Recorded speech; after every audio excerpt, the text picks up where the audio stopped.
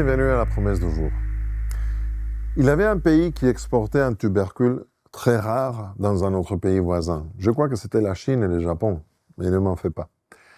Et le Japon voulait acheter de la sémence pour justement cultiver ce type de plante chez eux, mais la Chine refusait. Et finalement, le Japon, je crois que c'était le Japon, a décidé de mettre quelques inspecteurs au port pour surveiller toutes les boîtes avec ces tubercules. Et parce que au pays d'origine, les agriculteurs, ils coupaient toutes les racines en sorte que ces tubercules étaient déjà condamnés soit à être consommés, soit à se pourrir. Et les inspecteurs cherchaient une par une toutes les boîtes en tubercules où quelqu'un, par erreur, aurait pu laisser une seule petite racine sans couper. Parce que cette petite racine aurait permis que, si on le met dans un pot de terre, la plante refleurise, repousse à nouveau.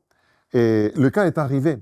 Finalement, le deuxième pays, il a réussi à avoir son propre champ, ses propres champs avec ces tubercules, et ils ont réussi à se fournir ce dont ils avaient besoin sans rien payer au premier pays. Une petite racine avait la capacité, justement, pas de refaire seulement revivre cette plante, mais de donner du fruit et de se reproduire et finalement obtenir des champs entiers avec le même produit, avec la même plante.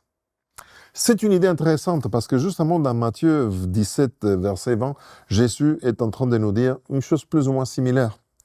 Vraiment, je vous l'assure, si vous aviez de la foi, même si elle n'était pas plus grosse qu'une graine de moutarde, vous pourriez commander à cette montagne, déplacez-toi d'ici jusque là-bas, et elle le ferait.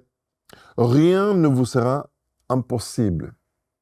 La foi, c'est comme cette petite racine. Mais si tu crois que tu n'as pas la foi, mais si tu as déjà simplement un petit but de foi, quelques petites choses de OK, au moins je vais t'accorder. Dieu, avec ça, peut faire des choses incroyables. Il peut pas seulement revivre ta vie spirituelle, mais la reproduire, la faire grandir et aller beaucoup plus loin de ce que tu penses et de ce que tu imagines.